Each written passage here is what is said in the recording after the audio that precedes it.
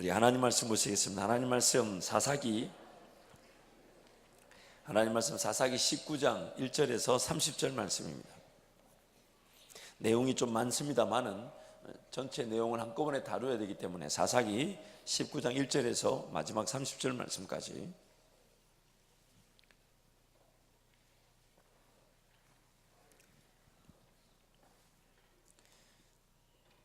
먼저 좀 양해를 구할 것이, 제가 작년에 금식 끝난 다음에 이 양복을 이렇게 구입을 했더니 살이 쪄가지고 맞지가 않아가지고 단추를 하나 좀 풀도록 하겠습니다. 숨쉬기가 어렵네요.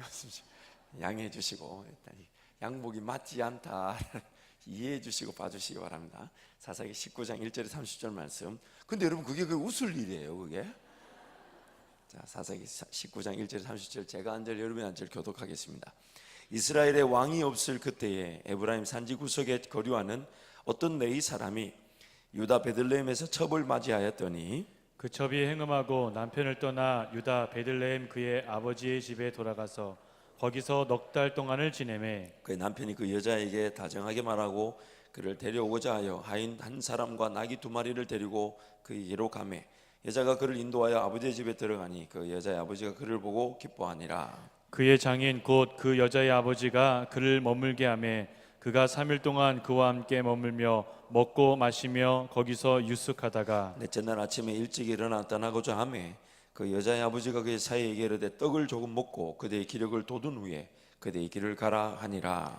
두 사람이 앉아서 함께 먹고 마시매 그 여자의 아버지가 그 사람에게 이르되 청하노니 이 밤을 여기서 유숙하여 그대의 마음을 즐겁게 하라 하니 그 사람이 일어나서 가고자 하되 그의 장인의 간청으로 거기서 다시 유숙하더니 다섯째 날 아침에 일찍이 일어나 떠나고자 하매 그 여자의 아버지가 이르되 청하노니 그대의 기력을 돋우고 해가 기울도록 머물라 하므로 두 사람이 함께 먹고 그 사람이 첩과 하인과 더불어 일어나 떠나고자 하매 그의 장인 곧 그 여자의 아버지가 그에게 이르되 보라 이제 날이 저물어 가니 청하건대 이 밤도 유숙하라. 보라 해가 기울었느니라. 그대는 여기서 유숙하여 그대의 마음을 즐겁게 하고 내일 일찍이 그대의 길을 가서 그대의 집으로 돌아가라 하니 그 사람이 다시 밤을 지내고자 하지 아니하여 일어나서 떠나 여부스 맞은편에 이르렀으니 여부스는 곧 예루살렘이라. 안장지운 나귀 2마리와 첩이 그와 함께 하였더라. 그들이 여부수에 가까이 갔을 때 해가 지려 하는지라. 종이 주인에게 이르되 청하건대 우리가 돌이켜 여부수 사람의 이 성읍에 들어가서 유숙하십시다 하니 주인이 그에게 이르되 우리가 돌이켜 이스라엘 자손에게 속하지 아니한 이방 사람의 성읍으로 들어갈 것이 아니니 기브아로 나아가리라 하고 또 그 종에게 이르되 우리가 기브아나 라마 중 한 곳에 가서 거기서 유숙하자 하고 모두 앞으로 나아가더니 베냐민에 속한 기브아에 가까이 이르러 해가 진지라. 기브아에 가서 유숙하려고 그리로 돌아 들어가서 성읍 넓은 거리에 앉아 있으나 그를 집으로 영접하여 유숙하게 하는 자가 없었더라. 저녁 때에 한 노인이 밭에서 일하다가 돌아오니 그 사람은 본래 에브라임 산지 사람으로서 기브아에 거류하는 자요 그곳 사람들은 베냐민 자손이더라. 노인이 눈을 들어 성읍 넓은 거리에 나그네가 있는 것을 본지라. 노인이 묻되 그대는 어디로 가며 어디서 왔느냐 하니 그가 그에게 이르되 우리는 유다 베들레헴에서 에브라임 산지 구석으로 가나이다. 나는 그곳 사람으로서 유다 베들레헴에 갔다가 이제 여호와의 집으로 가는 중인데 나를 자기 집으로 영접하는 사람이 없나이다. 우리에게는 나귀들에게 먹일 집과 여물이 있고 나와 당신의 종과 당신의 종인 우리들과 함께한 청년에게 먹을 양식과 포도주가 있어 무엇이든지 부족함이 없나이다 하는지라. 그 노인이 이르되 그대는 안심하라. 그대의 쓸 것은 모두 내가 담당할 것이니 거리에서는 유숙하지 말라 하고 그를 데리고 자기 집에 들어가서 나에게 먹이니 그들이 발을 씻고 먹고 마시니라. 그들이 마음을 즐겁게 할 때에 그 성읍의 불량배들이 그 집을 에워싸고 문을 두들기며 집주인 노인에게 말하여 이르되 내 집에 들어온 사람을 끌어내라. 우리가 그와 관계하리라 하니 집주인 그 사람이 그들에게로 나와서 이르되 아니라 내 형제들아 청하노니 이 같은 악행을 저지르지 말라. 이 사람이 내 집에 들어왔으니 이런 망령된 일을 행하지 말라.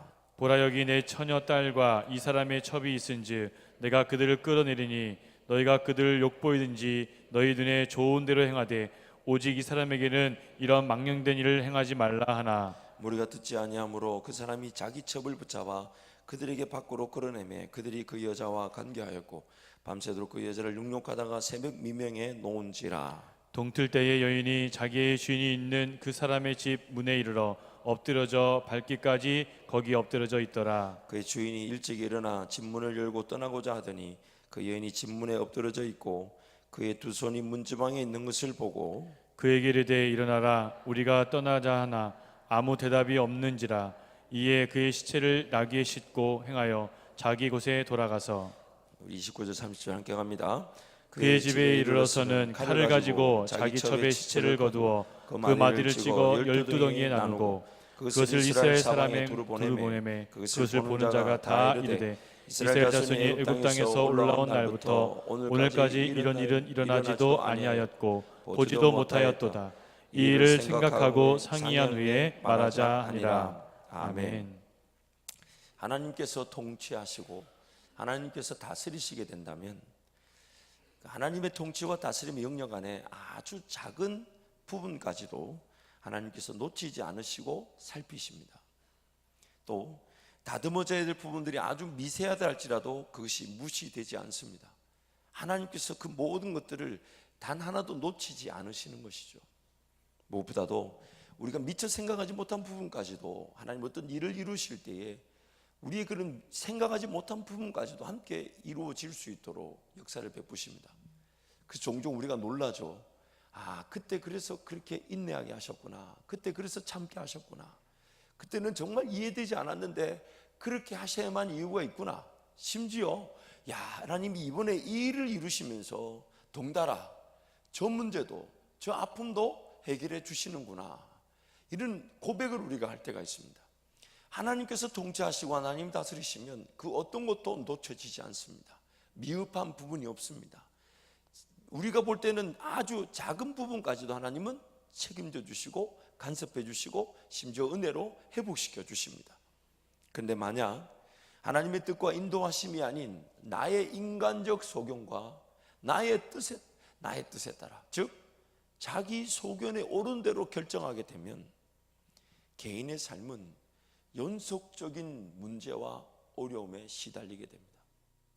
지난 한 4개월 동안 금요일이든 주일이든 하나님이 강단을 통해 계속해서 강조하셨던 게 뭐냐면 우리 삶을 어렵게 만든 장본인이 누군가 하는 것입니다. 우리 삶을 어렵게 만든 것이 누구 때문이냐 하는 거예요. 내 삶이 어떤 어려움과 아픔을 당할 때에 내 삶이 어려움과 아픔을 당하게 된 그 결정과 선택이 과연 누가 한 것이냐는 겁니다. 누가 한 것입니까? 내가 했다는 거예요.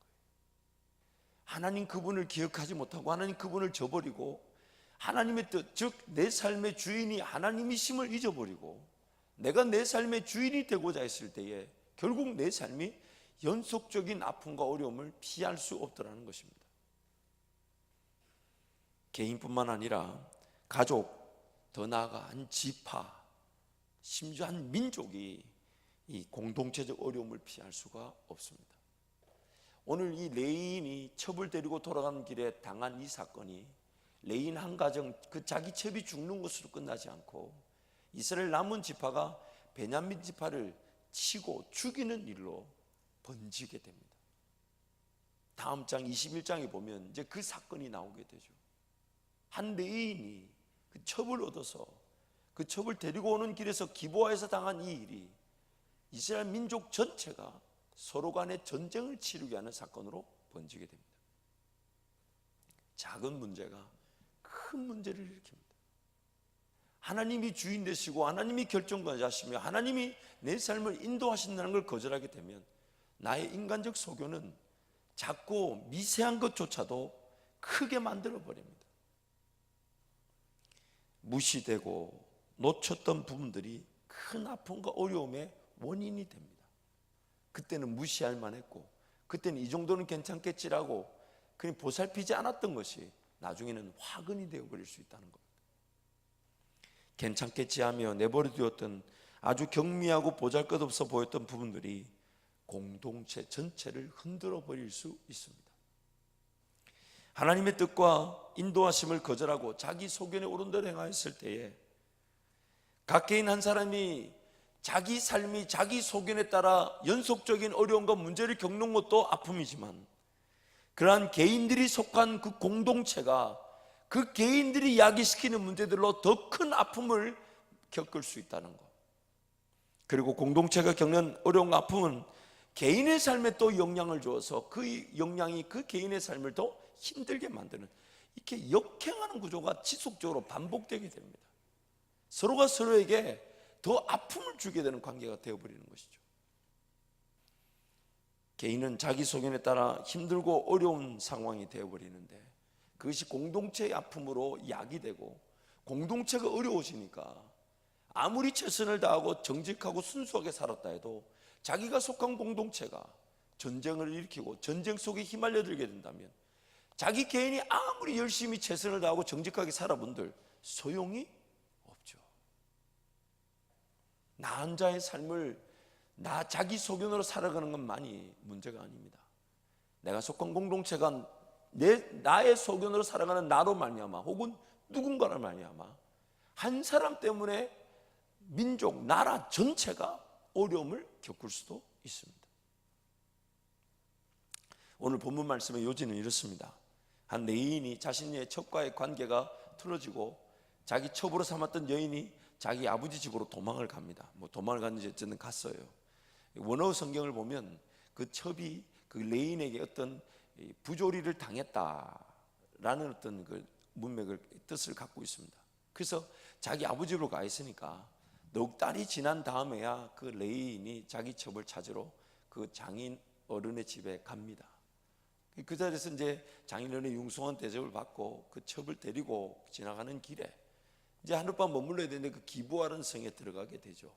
기브아의 성에 들어가서 원래 그 이스라엘의 그 율법과 또 모세 율법에 따르면 나그네들을 접대하고 홀대하지 말라. 분명히 이스라엘 그 율법에 명시되어 있지만, 넓은 거리에 서 있지만 이 레인과 그 일행을 누가 반겨주지 않습니다. 그러다가 베냐민 기브아에 살고 있는 에브라임 사람인 한 노인이 그들 일행을 자기 집으로 끌어들입니다. 우리 집에서 먹고 마시고 즐기자. 그래서 제법 좋은 시간을 보내고 있는데 갑자기 그 베냐민 기브아에 불량배들이 찾아와서 그 레인을 내놓으라고 얘기합니다. 당시 이스라엘 그 민족 사상이나 그 정서를 봤을 때 여성은 어떤 그, 좀 더 죄송합니다, 그때 당시는 그 존중감 인정받지 못했죠.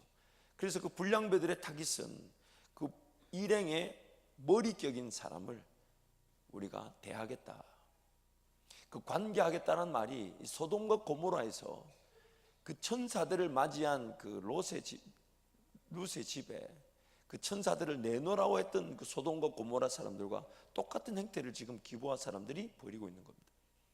그래서 그 노인이 나가서 말립니다. 그러지 마라, 그러지 마라. 만류해도 안 되니까 제안을 합니다. 근데 그 제안을 한번 들어보십시오. 어떤 제안이냐면, 자기 처녀딸과 그 레인의 첩을 내어줄 테니 그들을 괴롭히는 것으로 너희들 이것을 정리하자. 좋은 제안일까요? 해서는 안 되는 제안일까요? 아니, 우리 여성들이 한마디 해주셔야 될 것 같아요. 좋은 제안이에요? 아니면 때려 죽일 제안이에요? 이건 또 대답을 하시네. 어쨌든 노인이 그런 제안을 하니까 이 불량배들이 그것도 용납되지 않는다니까. 성경이 조금 애매한 부분이 있는데 우리 25절 말씀, 25절 같이 갑니다. 무리가 듣지 아니함으로 그 사람이 자기 첩을 붙잡아 그들에게 밖으로 끌어내매 그들이 그 여자와 관계하였고 밤새도록 그 여자를 능욕하다가 새벽 미명에 놓은지라. 25절에 그 사람이라는 그 사람은 이 학자들의 의견에 따르면 레인일지 노인일지 분분합니다. 어떤 학자는 노인이 그 레인의 첩을 강제로 끌어냈다라고 말하는 학자가 있고, 어떤 학자는 그 모든 상황을 듣고 있던 레인이 자기 첩을 끌어서 그 불량배들에게 맡겼다라고 말하는, 그러나 후자가 좀 더 많은 의견이 이렇게 지지를 받고 있습니다. 그러나 어쨌든 간에 어떤 이 위기 상황을 모면하기 위해 레인의 첩을 강제로 끌어다가 그 불량들에게 넘깁니다. 그 집단 강간을 당하게 되죠. 새벽 미명에야 그 레인의 첩이 그 집으로 돌아와 그 문지방에 손을 거쳐놓고 기절하게 되지만 끝내는 죽게 됩니다. 레인이 그 자기 죽은 첩을 싣고 집에 돌아가서 그걸로 끝나지 않고 그 자기 죽은 첩을 12덩이로 나누어서 이스라엘 지파들에게 다 보내면서 자기 억울한 상황을 설명합니다. 그래서 그 21장 보면 이제 레인의 그런 억울한 상황을 자기가 표현하는데 굉장히 자기중심적이고 자기는 뭔가 실수하거나 잘못한 일이 없다는 뜻으로, 물론 불량배가 분명히 잘못했지만 여러분 오늘 이 본문 말씀에서 우리가 경각심을 가져야 될 부분이 뭐냐면, 그렇다면 레인은 잘한 짓일까요? 이 레인이 지경을 떠나서 다른 어떤 지역에 거류하는 것도 문제가 될 수 있고 레인이 첩을 얻은 것도 문제가 될 수 있습니다.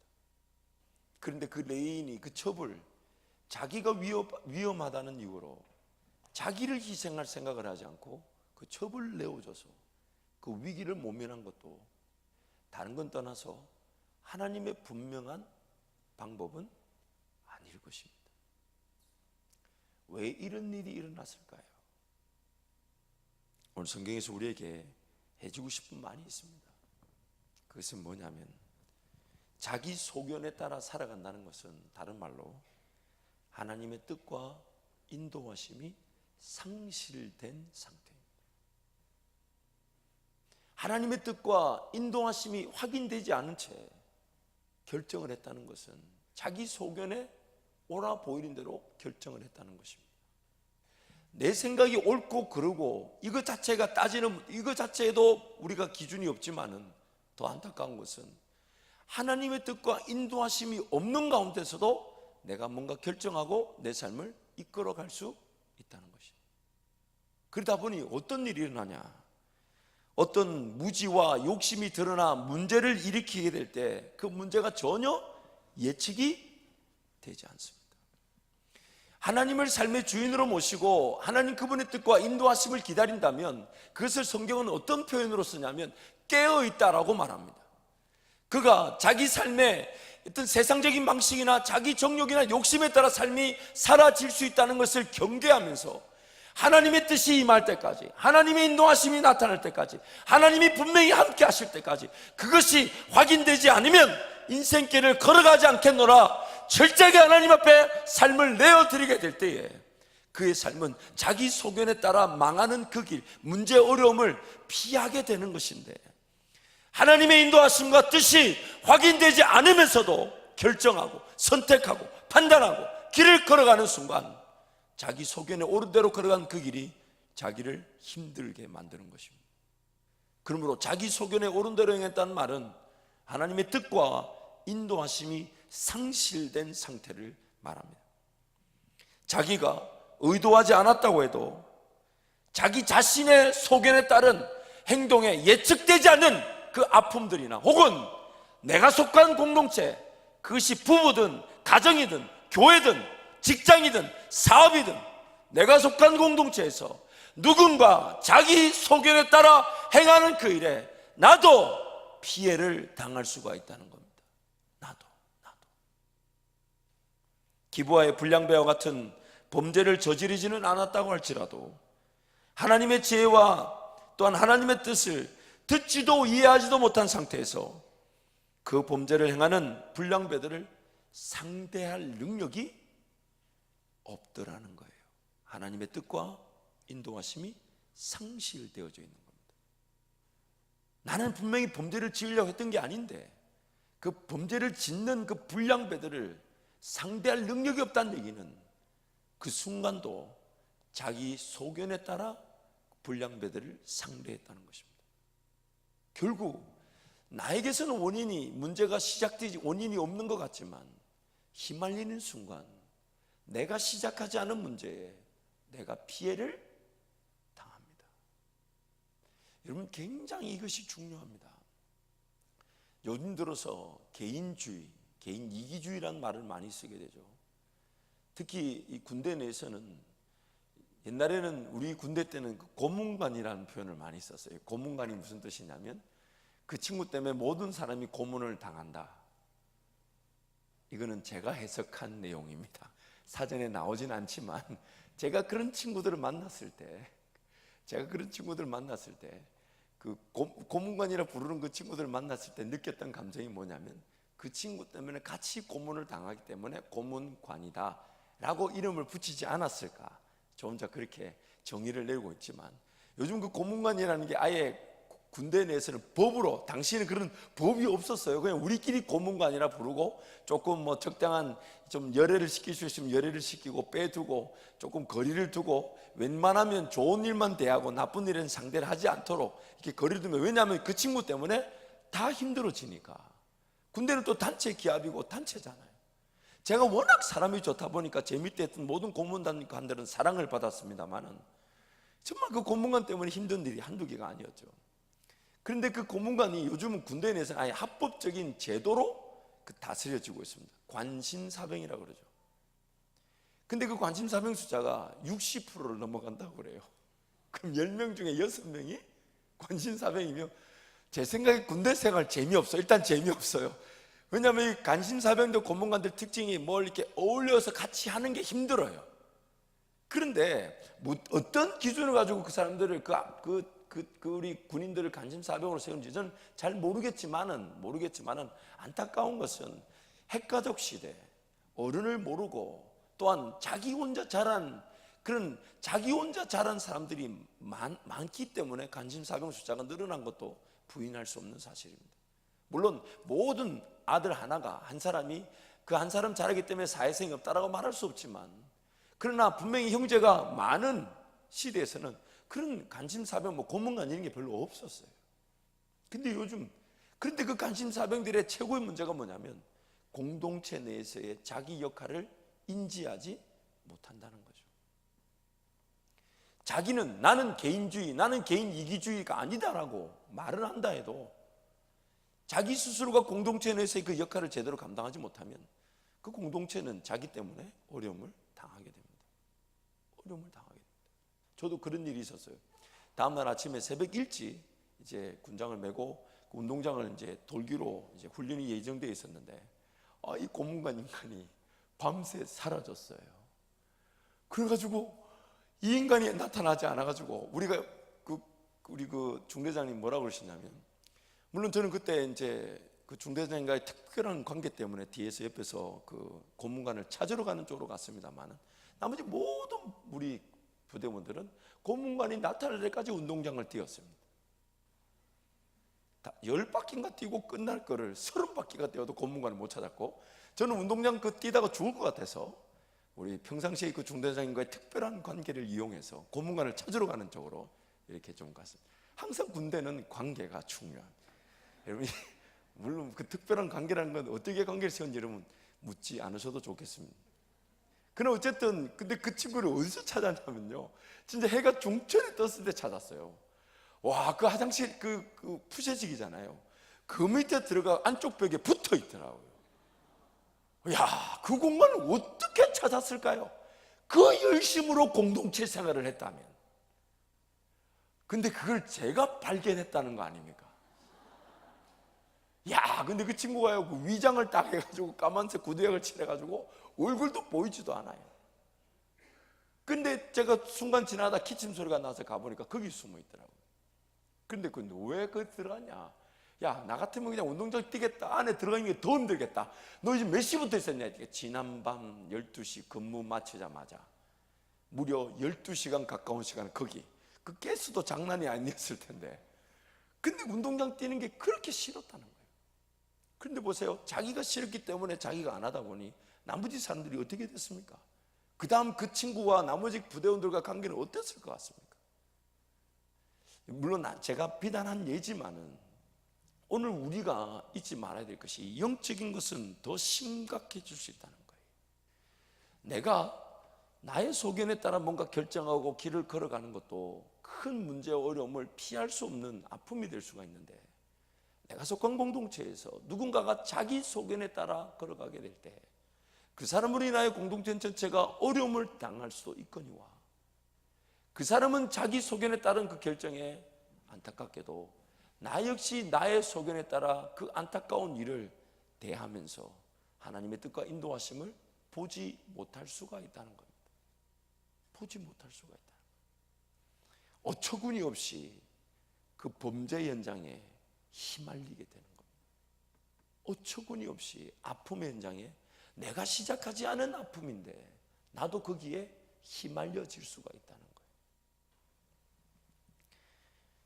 그래서 오늘 레위인도 하나님의 뜻과 인도하심을 모른 채 그 불량배들을 상대했던 자기 소견, 그 노인도 하나님의 뜻과 인도하심을 상실한 채 자기 최선으로 상대했던 그 불량배를 상대했던 그 노인, 그리고 문제를 일으켰던 불량배들. 더군다나 이 불량배라는 성경의 등장을 우리가 예의주시해야 합니다. 이 불량배들이 생겨나도록 만든 건 누굴까요? 누굴까요? 우리가 우리 교회 공동체 혹은 우리 지역사회, 우리 나라에 그런 이 아픔과 어려움이 발생하는 그런 사람들 혹은 문제를 일으키는 사람들은 물론 그들 스스로가 자기 소견에 따라 옳은 대로 행하는 것이 범죄가 되고 아픔을 일으키는 것이지만 그들이 속해 있는 환경은 우리가 만든 것입니다. 우리에게도 그런 책임이 있는 거예요. 그래서 여러분, 교회 안에서도 마찬가지예요. 서로가 서로를 인정해주고 존중해주지만 하나님 그분을 기억하는 하나님의 사람들로서 우리 모두가 서 있어야 되는 것이지 각자 나만 잘하면 되지. 신앙생활은 자기 혼자 잘하라고 이 땅에 허락되어진 게 아니에요. 반드시 신앙생활은 복수입니다. 복수. 하나님이 나라는 사람을 이렇게 구원하실 때에 오늘은 입을 좀 표현해 봤습니다. 하나님의 나를 구원하실 때에 하나님이 복음을 나에게 직접적으로 전하지 않으셨죠. 어떻게 하셨습니까? 어떻게 하셨습니까? 또 다른 누군가를 통해 복음이 전파되게 하셨죠. 그래서 우리는 이것을 전도라고 부릅니다. 듣지도 못한 일을 어떻게 들으리요, 보지도 못한 일을 어떻게 보게 될 것이냐. 전파하는 이가 없다면 그들이 어떻게 복음을 듣게 될 것이냐. 그래서 누군가를 또 전파되게 하셨어요. 그러나 구원은 개인 구원입니다. 자기와 나와 하나님과의 1대1의 관계에서 나의 구원이 확인되는 것이죠. 그러나 이 개인 구원이 또 다른 누군가 구원받은 사람을 통해 전파되게 하셔서 그 전도가 일어나게 하신 것이에요. 그래서 복음이 전파되는 그 현장을 보면 반드시 복음이 전파되는 자리에서는 각 개인이 구원을 받지만 복수 형태를 띠게 되어 있습니다. 즉 공동체를 가지게 되어 있습니다. 그래서 여러분, 무교회주의자들, 어떤 건물 이런 것 자체가 교회가 아니다라고 말하는 사람들의 위험이 무엇이냐면 체계성이 떨어지게 되죠. 질서가 없게 되고 사람들의 어떤 그 약점이나 사람들의 그런 모자란 부분들이 인내되어지고 기다려지고 다스려지지가 않는 겁니다. 내가 이제 예수를 전했으니 당신 이제 예수를 믿은 자답게 똑바로 사시오 라고 말해서 살아갈 수 있는 사람이 어디 있냐 이 말이에요. 적절한 공간을 만들어 두고 시간을 구별해요. 나도 헌신하면서 당신도 이제 이 공간 안에서, 이 공동체 영역 안에서 함께 사랑하며 배우고 또한 하나님을 경험하며 예배하며 함께 우리 하나님의 나라를 세워갑시다. 제 안에서 같이 공동체 안에 집어넣어서 함께 이끌어주고 또한 적절한 책임감을 가지고 질서를 세우며 체계성을 세우며 기준을 세워서 이럴 때는 이렇게 하면 안 됩니다. 저렇게 하면 안 됩니다. 사람마다 그 받아들이는 정도가 다르며 또한 질적 수준이 다르다 할지라도 어떤 사람에게는 이런 기준이 필요하고 어떤 사람에게는 이런 기준이 필요한, 그래서 그 최소한의 기준을 가지고 자율성이 인정받을 수 있는 통제된 환경, 이것이 바로 교회 공동체라는 거예요. 그래서 하나님은 이 교회 공동체를 처음부터 복수형으로, 그래서 좀 더 다르게, 좀 더 편하게, 좀 더 쉽게 얘기하자면 하나님은 교회를 세우기 위해 우리를 구원하셨고, 우리가 구원받은 이유, 그리고 무엇보다도 구원받고 이 땅에 남겨진 이유는 뭐냐면 공동체를 세우기 위한 겁니다. 나라는 사람을 통해 누군가에게 복음이 전파되게 하시는 거죠. 내가 아니면 그들에게 복음이 전해지지 않기 때문에. 그래서 오늘 우리가 이 땅에 이 교회를 만난다는 것은 정말 하나님의 그 은혜 중에 은혜입니다. 그리고 그 교회에 내가 깊이 뿌리를 내려 직분자로 세움을 받고 섬기며 헌신하며, 그러나 그 섬기고 헌신하는 것 자체가 기쁨이 되고 즐거움이 되는, 그 자체가 행복한, 그것이 얼마나 큰 은혜인지 모릅니다. 그래서 여러분, 교회를 위해 기도해 줘야 되고 목사를 위해 기도해야 됩니다. 왜냐하면 이 교회 공동체야말로 모든 영적 공경의 처음이자 마지막 대상이며 마귀가 무너뜨리려는 제1 관심이 교회이기 때문이에요. 교회이기 때문에. 그래서 나란 존재는 오늘 공동체성을 부인할 수 없습니다. 이런 것들을 사회학자들은 인간은 사회학적 동물이다, 정치학적 동물이다, 관계를 떠나서는 사람이 존재할 수 없다, 이런 말을 하는 이유가 뭐냐? 하나님이 그렇게 만들어 놓으셨어요. 아담을 지으시고 보시기에 좋았던 하나님이 뭔가 돕는 배필이 필요하다고 하셔서 돕는 배필을 하시고 아담과 하와에게 첫 번째 말씀하셨던 게 뭐냐면 이제 너희 둘이 한 몸이 될 것이다. 마치 나무젓가락에 끝부분은 붙어 있지만 온전히 붙지 않은, 그러나 남편과 아내로 부름을 받고 그들이 한 몸을 이루고 한 몸을 이루게 될 것이 하와를 돕는 배필로 허락하신 하나님의 뜻이었습니다. 즉 아담 홀로 이 땅에 존재하는 것이 온전하지 않았다는 것이죠. 공동체, 둘이 연합하여 하나가 되는 것. 그래서 성부, 성자, 성령 하나님이 온전한 하나를 이루셔서 오늘 우리에게 말씀하시기를 우리처럼 너희도 그러하라. 우리가 거룩한 것처럼 너희도 거룩하고 우리가 하나 된 것처럼 너희도 하나가 되라. 그래서 여러분, 이 공동체가 굉장히 중요합니다. 아까 다시 처음에 서론에 설명했던 것처럼 이 분명히 나라는 존재가 이 공동체 안에 분명히 존재하게 되죠.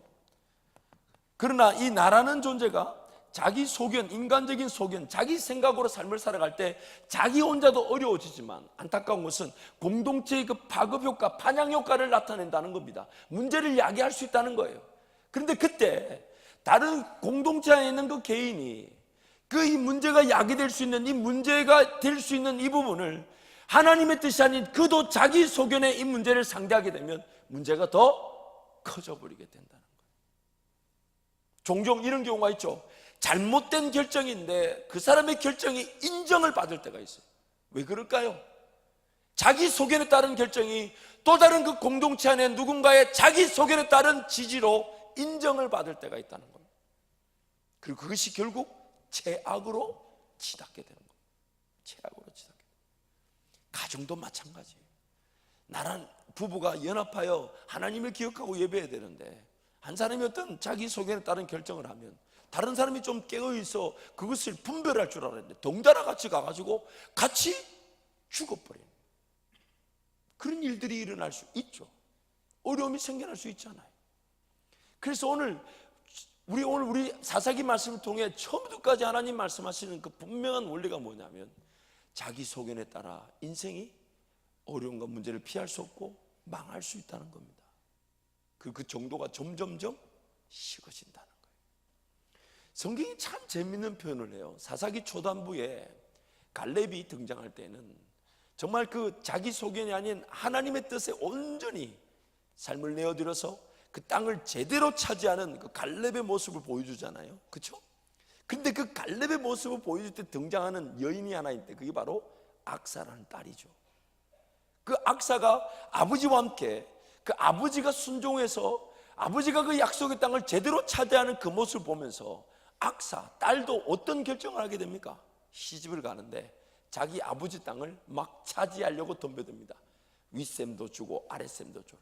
기라세벨을 쳐서 그것을 점령하는 자에게 내 딸 악사를 주겠다니까 제1대 사사인 온니엘이 그 갈렙의 말에 따라 기라세벨을 취하고 갈렙의 딸 악사를 취하고 악사가 시집을 갈 때 아버지한테 덤벼듭니다. 땅을 더 달라. 윗셈뿐만 아니라 아랫셈도 달라. 그랬던 영적 환경, 하나님의 뜻과 인도하심에 따라 헌신하며 살아가는 사람들과 함께 있는 사람들의 영적 환경. 그런데 이 자기 소견에 따라 살아가는 그 공동체 안에서의 영적 환경, 그 첩을 보십시오. 무조건 당하기만 하고 자기 소견을 한번 필연해 보지도, 하나님의 뜻을 확인해 보지도 못한 채 피해자로 전락하는 모습. 갈렙의 시대의 그 딸 악사는 하나님의 그런 뜻에 따라 아버지를 통해 땅을 더 차지하고자 하는 이 산지를 내게 달라는 아버지의 고백처럼 그 자기 딸 악사도 그런 은혜를 취하게 되지만, 자기 소견에 따라 행하는 이 시대, 그 레인, 그 모습을 통해 그 가운데 있었던 사람들이 당하는 병폐, 어려움.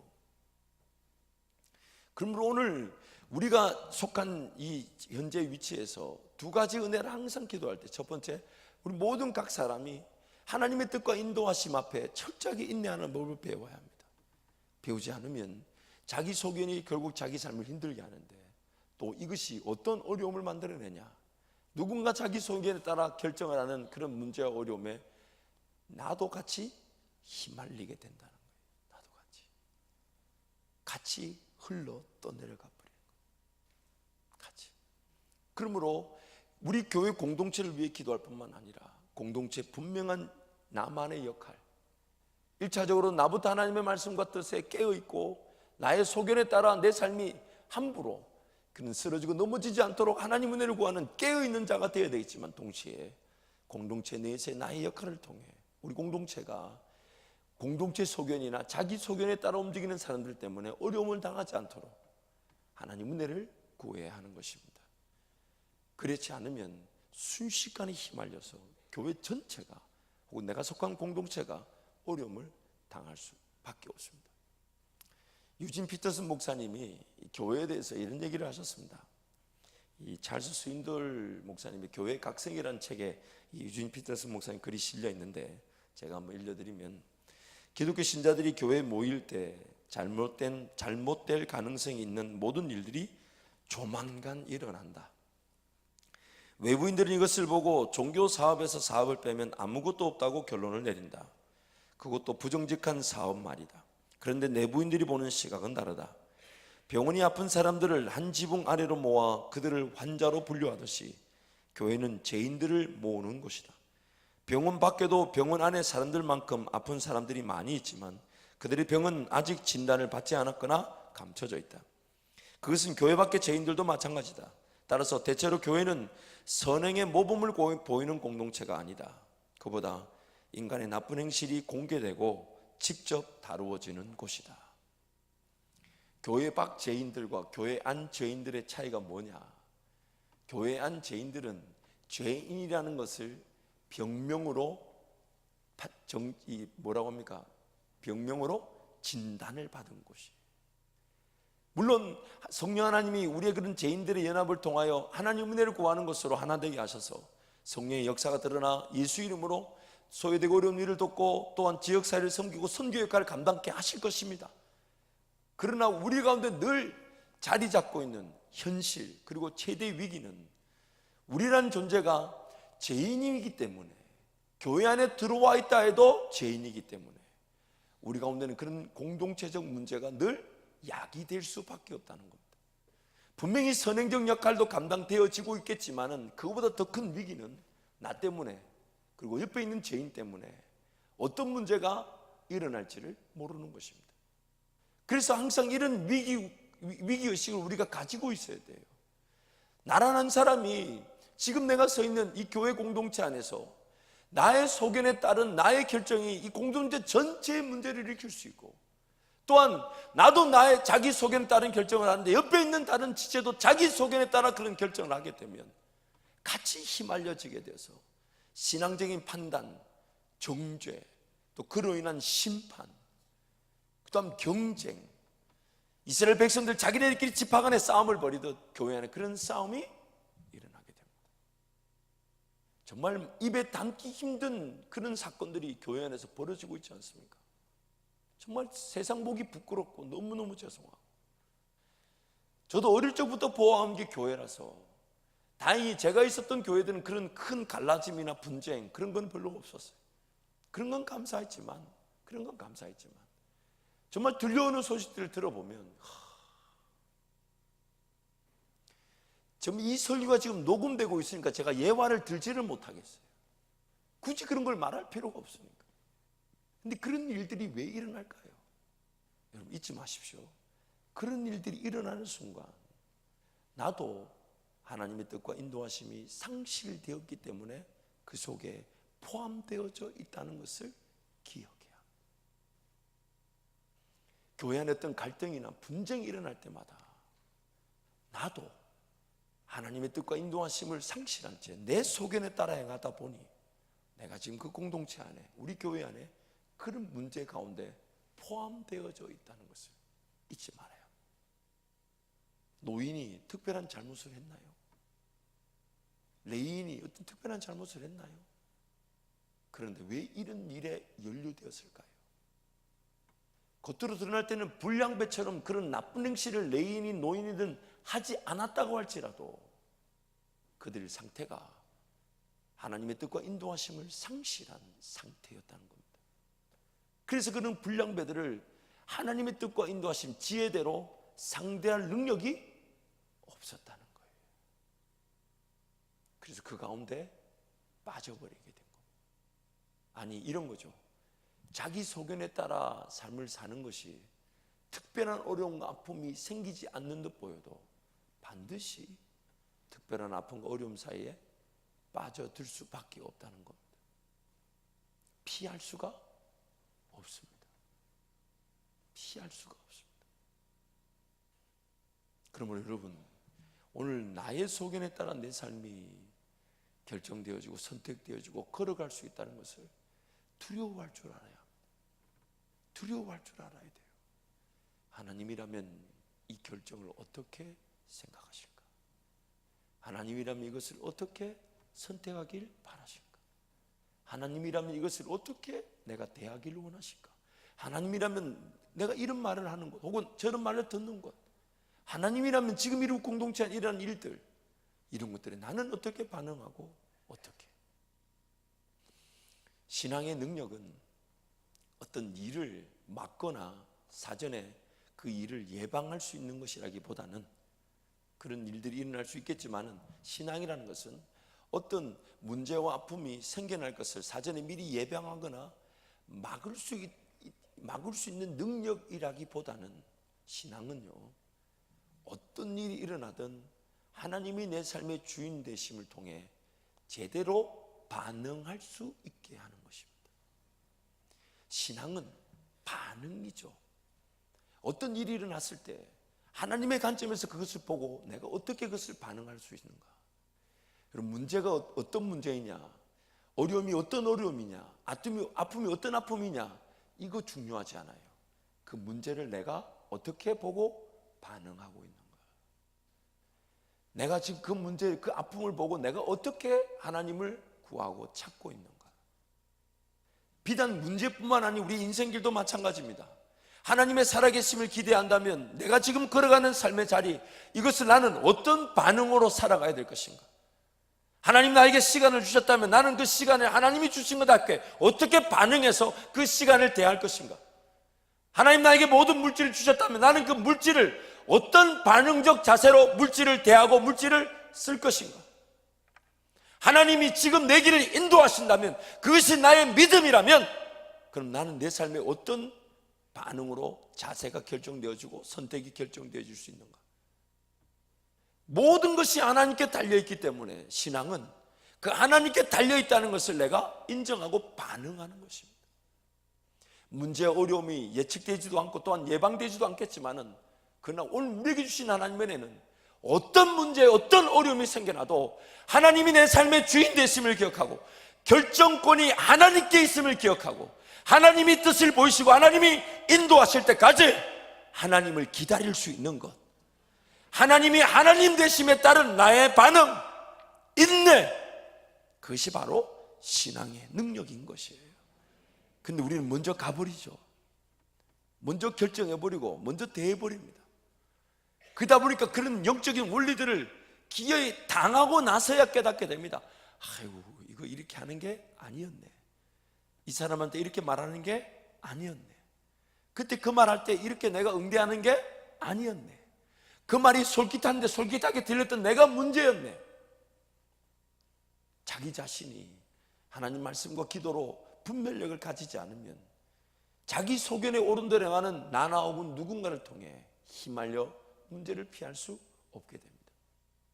그러므로 오늘 우리의 삶을 주도 면밀하게 한번 하나님 앞에 갖다 놓고 다시금 늘 인식해야 합니다. 하나님, 하나님이라면 지금 어떻게 하시겠습니까? 한때 미국에서 그런 말이 유행했죠. What would Jesus do? 예수님이라면 어떻게 하실까? 예수님이라면 어떻게 하실까? 그것이 나의 삶 가운데 얼마나 생활화되어져 있고 얼마나 인정되는가에 따라 하나님의 뜻과 인도하심이 결정이 됩니다.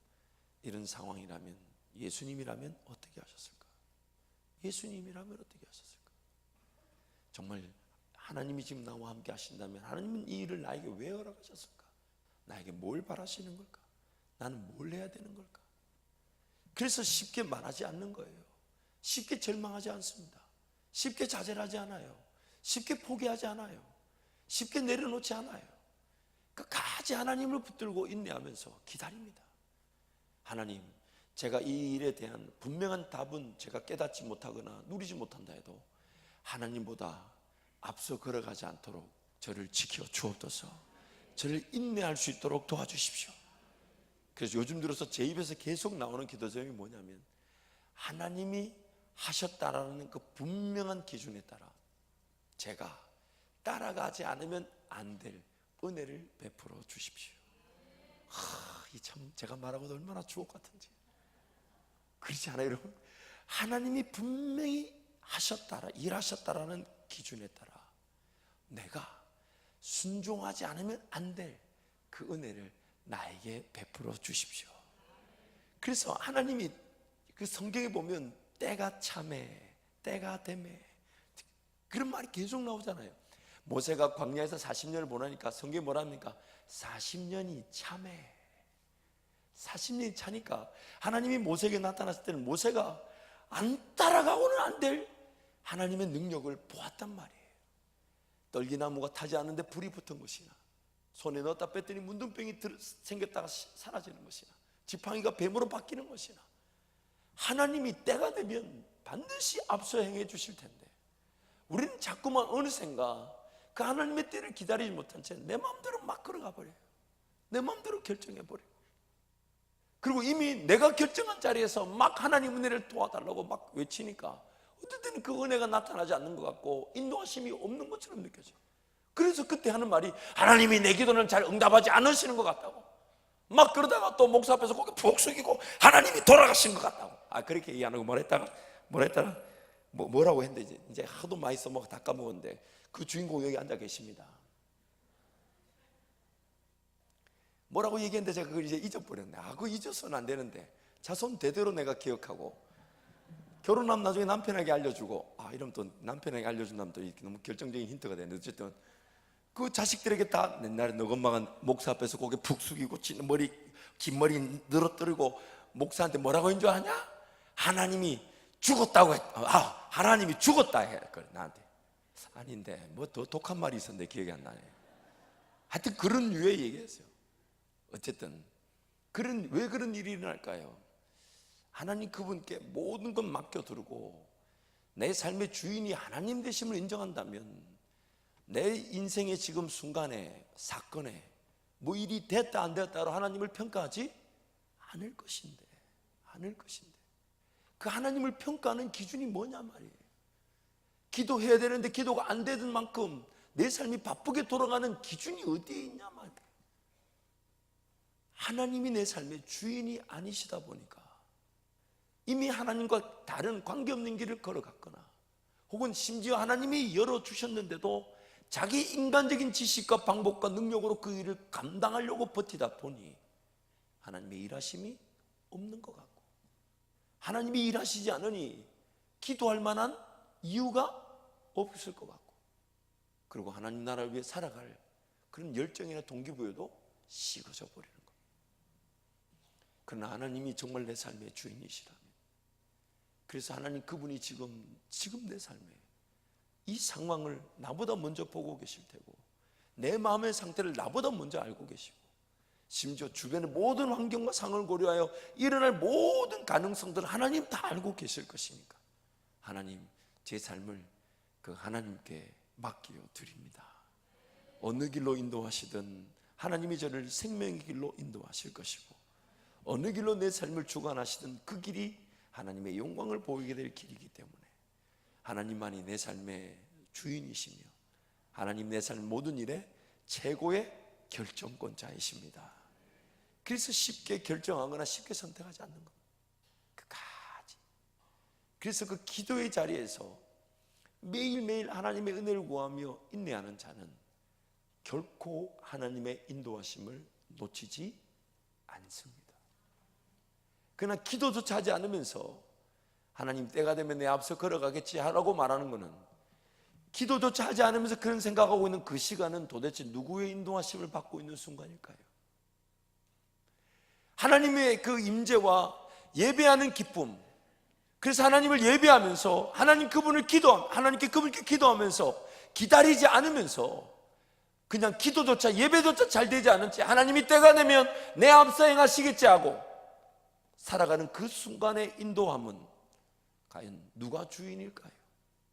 누가 주인일까요? 그래서 여러분, 오늘 우리가 두려워해야 될 것이 이런 부분이에요. 작은 것 하나라도 내 소견에 따른 거라면 큰 문제로 야기되고 확대되어질 수 있습니다. 그러나 하나님께서 내 삶을 도우시면 아무리 큰 문제라 해도 하나님보다 크지 않습니다.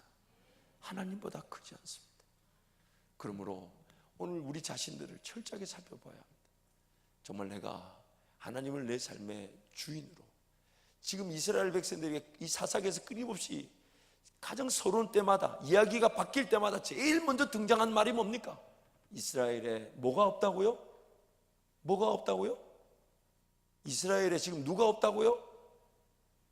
오늘 읽었잖아요, 1절 말씀. 이럴 때는 성경을 보셔야지 목사를 쳐다보시면 어떡합니까? 이스라엘에 뭐가 없답니까? 이스라엘의 왕이 누구십니까? 누구십니까? 그런데 이 인간들이 이 사사기를 지나면서 자기네들이 했던 그 병폐 어려움을 알았잖아요. 그러니까 나중에 이스라엘의 왕이 없다는 것을 자기네들 생각에 적용해서 뭘 요구합니까? 하나님이 왕이 되시는 건데 이스라엘이 왕이 없으니까 인간들이 요구하는 게, 우리도 열방들처럼 인간의 왕을 세워달라. 참 기가 막힐 노릇이죠. 하나님이 왕이 되시는데 그 왕을 하나님으로 모셔야 된다고. 그래서 그 당시에 왕이 없었기 때문에, 하나님이 왕으로 인정받았지 못했기 때문에 그런 사사기적 문제가 일어났으니 더 이상 그것이 반복되지 않아야 되는데, 사사기 끝나는 사무엘상 그런 8장 말씀에 뭐라고 얘기합니까? 우리도 다른 나라들처럼 왕을 세워달라. 그렇게 세워진 왕이 사울이었고, 그 사울의 마지막이 어땠습니까? 그 사울의 마지막이 어땠습니까? 여러분, 오늘 우리 삶을 다시금 살펴보아야 합니다. 그래서 여러분, 빨리 과도기를 보내야 합니다. 영적 질서가 회복되지 않은 사람들은 영적 질서가 세워질 수 있도록 기도해야 되고, 영적 질서가 세우시신 분들은 예배가 더 예배다워지고 기도가 더 기도다워지면서 더 크고 놀라운 하나님 나라를 보여달라고 기도해야 될 것인데, 오늘 우리의 삶을 다시금 살펴봐야 돼. 내가 지금 하나님과 관계없는 길에서 하나님 은혜를 구하고 있지는 않은가? 과연 나는 지금 하나님 내 삶의 왕이 되셔서 인도해 가실 것인데 그 인도하심을 기다리고 있는가? 아니면 하나님보다 내가 먼저 앞서갔는가?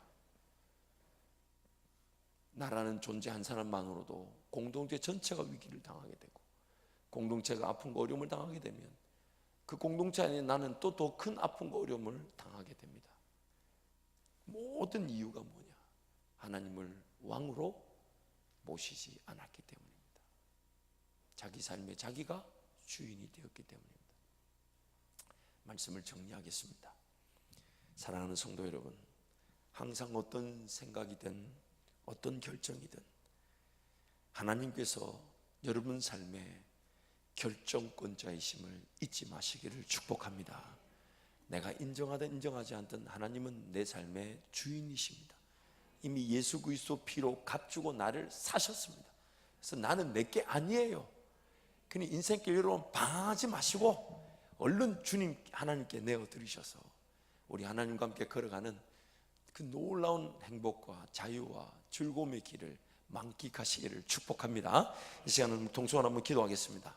여러분 기도하실 때, 하나님, 제 삶에 하나님의 주인 되심을 잊지 않게 하여 주옵소서.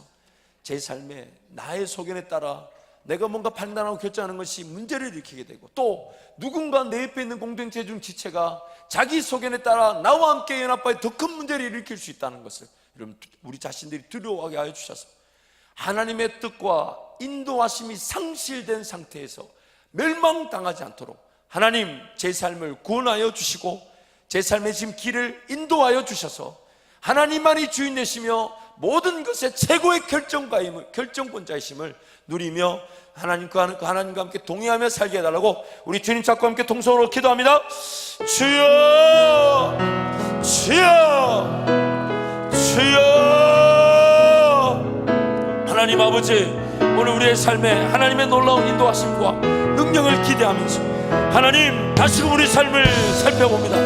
하나님이 정말 주인 되시는 삶인지, 하나님이 정말 삶의 결정권자이신지 하나님 우리 자신들을 뒤돌아보게 하여 주옵소서. 우리 자신들을 살펴보게 하여 주옵소서. 아버지,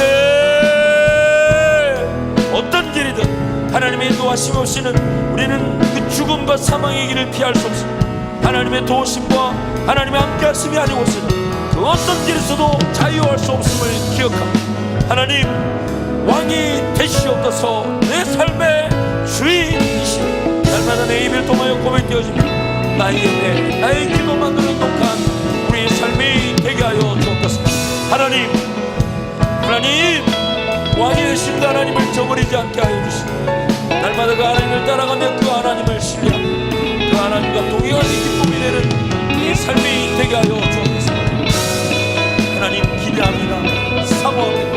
하나님께서 우리의 마음과 생각을 만들어주신 것을 기대합니다. 하나님 우리의 기분 단 한 걸음도 하나님의 뜻이 없이는 걸어가지 않습니다. 날마다 하나님을 신뢰하며 의지하며 하나님께 은혜를 구하는 깨어 기도하는 성도가 되게 하여 주옵소서.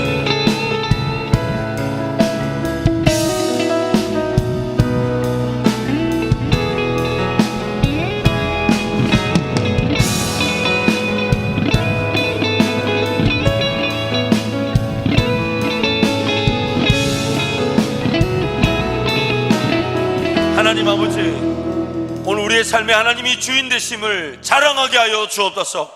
매 순간 어떤 결정이나 생각이나 지식이나 경험이나 방법이든 하나님 앞에 내어놓고 하나님은 어떻게 생각하십니까? 하나님은 어떻게 결정하기를 원하십니까? 하나님은 어떻게 인도하기를 원하십니까? 하나님은 지금 이 상황에 어떤 은혜를 베풀어 주실 것입니까? 하나님의 주인됨이 자랑이 되는 모든 성도의 삶이 되게 하여 주옵소서. 최고의 인생의 결정권자가 내가 아닌 하나님임을 기억하게 하여 주시고, 하나님 내가 의도하지 않았다 할지라도 내 타락한 나의 본성이 끊임없이 내 삶을 내가 주인인 양 착각하게 만들며 내 방법과 내 생각이 하나님의 것인 양 오해하게 만드는 그 모든 마귀의 미혹과 유혹을 공격을 물리치게 하여 주셔서 하나님이 진정한 삶의 주인 되시며 왕이 되시며 인생의 최고의 결정권자임을 누리는 모든 성도 되게 하여 주옵소서. 그러한 은혜를 사모하며 예수님 이름으로 축복하며 기도합니다. 아멘.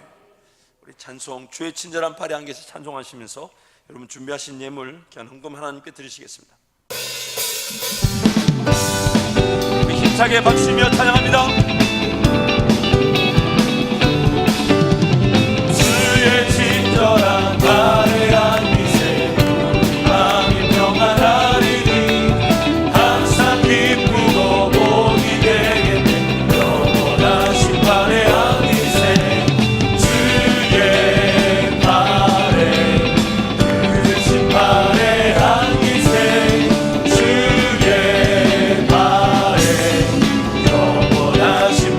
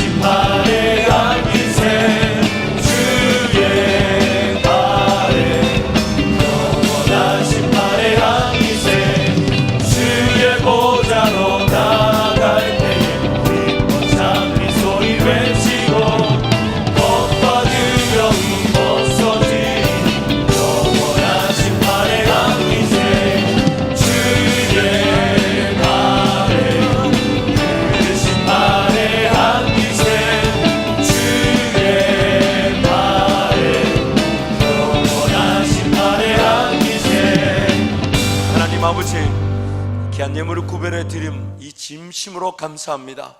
이것이 기쁨이고 이것이 즐거움인 줄 알게 하셨고, 하나님께 내어드리고 맡겨드릴 수 있는 것이 우리 인생의 은혜인 줄 알아 하나님께 귀한 예물을 드려오니, 우리 성도들의 손길과 또한 그들이 섬기는 모든 직장과 사업이 하나님 능력의 기회가 되게 하여 주옵소서. 일하면 일할수록 앞서 걸어가시며 지혜와 능력을 베푸시는 하나님 때문에 행복한 일터가 되게 하여 주시고, 섬기면 섬길수록 세계 선교를 위하여 선교사를 파송하며 교회를 세우는 일에 쓰임받는 직장과 일터가 되게 하여 주옵소서. 무엇보다는 우리 가정들 경제적인 여건으로 어려움 당하지 않도록 지켜주시고, 또한 물꼬를 열어주셔서 하나님의 은혜로 회복되어져 하나님을 더 귀하게 예배하는 예배자들 되게 하여 주옵소서. 이 밤에 기도하는 모든 성도들 마음과 생각을 만져주시되 하나님의 놀라운 능력으로 덧입혀 주셔서 주님께 기도할 수 있는 것만으로 행복하나 무엇이든 내게 필요한 말씀을 들려주시는 하나님으로 인한 기뻐하는 시간이 되게 해 주옵소서. 예수님 이름으로 축복하며 기도합니다. 아멘. 여러분, 우리 찬양하고 기도할 텐데요, 제가 오늘 저 혼자서 묵상하면서 그게 왜 그럴까라고 질문을 던졌던 게 있습니다. 그게 뭐냐면, 저부터 시작해서 우리 모두가 하나님 은혜를 분명히 누린 것이 너무너무 많은데 그 은혜를 잘 기억을 못한다는 거예요. 그래서 생각해보면 그때 그 어려울 때 하나님 엄청난 은혜를 주셨는데, 지금 막상 이 어려움 앞에서 그때 은혜를 베푸신 하나님을 기억하면 기대할 수 있는데, 그때 그 은혜 받은 걸 완전히 잊어버리는, 저만 그런 게 아닌 줄 저는 압니다. 그렇지 않아요? 그때 받은 은혜 어떻게 잊을 수 있습니까? 그런데 지금 조금 문제 어렵고 상황이 어려워지면 막 우리끼리 막 좌절하고 낭망하고 두려워하고, 이것 때문에 미래는 어떻게 되고 내 새끼 내 자녀들은 어떻게 되고 가정은 어떻게 되고 일터는 어떻게 되고 막 이런 문제가 겹겹이 쌓이기 시작하면 막 정신없이 그냥 두려움과 염려 근심에 휩싸이게 되죠. 그 제가 제 자신을 바라보면서 도대체 이게 왜 그럴까? 그러니까 두 가지 이유가 있어요. 첫 번째는 우리가 그 은혜를 누릴 때 하나님께 기도했기 때문에 우리가 생각지도 상상치도 심지어 전혀 예측하지도 못한 그것이 우리에게 은혜로 임하다 보니 우리가 그 원리를 모르잖아요. 그때 그 순간에 주어진 은혜다 보니 그것이 내 이성이나 내 경험으로 비춰볼 때 이해가 되지 않습니다. 받기는 받았는데 그게 이해가 되지 않는 거예요. 그러다 보니까 기억력이 오래 남지가 않는 것 같아요. 근데 두 번째 이유가 있는 것 같아요. 두 번째 이유가 뭐냐면, 오늘 우리는 매 순간 하나님의 은혜가 없이는 살아갈 수가 없다는 겁니다. 아무리 큰 은혜를 받았다 해도 지금 작은 문제 앞에서 큰 은혜 그 받았던 게 소용이 없어요. 모르는 게 아니에요. 그런데 우리 심중에 어떤 마음이 있는 겁니까? 그때 그 큰 은혜 주신 건 그때 거고 지금 뭐 이러잖아요. 그렇잖아요. 그때 그 난리를 치고 그래야 하나님이 얼마나 극적으로 인도하시고 은혜를 부어주시고 구원해 주셨습니까? 그래서 우리 그때 그러잖아요. 할렐루야 찬양하세요 하다가 좀 더 지나면 지금 이걸로 바뀌는 게 우리 인생이잖아요. 우리란 존재가 그렇단 말이에요. 그런데 하나님의 뜻이 분명합니다. 타락한 우리가 옛날 거 잊어버리고 기억지 못하는 상황에서도 은혜를 베푸시지만, 하나님 우리에게 분명히 말씀하시는 것은 지금 이 순간에도, 어제까지 은혜로 살아왔다 해도 지금 이 순간에도 하나님 은혜가 필요하고, 내일은 내일대로 하나님 은혜가 필요하고, 모레는 어제보다 오늘보다 더 큰 은혜가 우리에게 필요한 것입니다. 그래서 우리는 하나님 은혜 없이는 살 수가 없습니다. 하나님 은혜 없이는 아무런 존재가 존재 이유나 목적이 상실되고 존재적 가치가 없습니다. 그래서 오늘 우리는 그 은혜가 충분한 줄 알아 이렇게 예배하러 왔고 하나님께 기도하러 왔으니까, 여러분 잊지 마십시오. 오늘 이제 찬양을 하고 기도할 때에 교회를 위해, 나라와 민족을 위해 기도하는 것이 우리의 책임입니다. 내가 속한 공동체가 교회든 나라와 민족이든 우리가 기도하지 않아 그런 불량배들이 활개를 치고 어쩌면 0.000 몇 퍼센트도 되지 않는 사람들이 나라 전체를 어지럽게 만들 수 있다는 것. 그러나 어떤 사람들이 자기 소견에 따라 살아가든 하나님의 사람들이 하나님의 뜻과 인도하심과 지혜에 따라 그래서 적절하게 대할 줄 알고 하나님의 인도하심을 구하게 되면, 자기 소견에 따라 범죄했던 사람이라도 하나님의 은혜 자리에서 용서함을 받고 그도 하나님을 왕으로 모시는 사람으로 세워지게 되는 것입니다. 그래서 우리 교회가 깨어 있는 것만 해도 충분하고 이 자리에 기도원 저와 여러분이 기도하는 것만 해도 하나님은 일하시기에 충분합니다.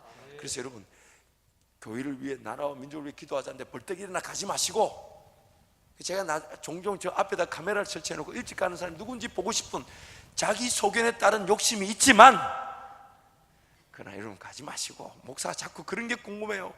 도대체 누가 일어나 나가는 걸까? 도대체 어떤 사람일까? 그래서 혼자서 그렇게 결론을 냅니다. 우리 교회는 아닐 거야. 여러분 나라 민족 또 교회를 위해 기도하는 거 이 우리 책임이에요.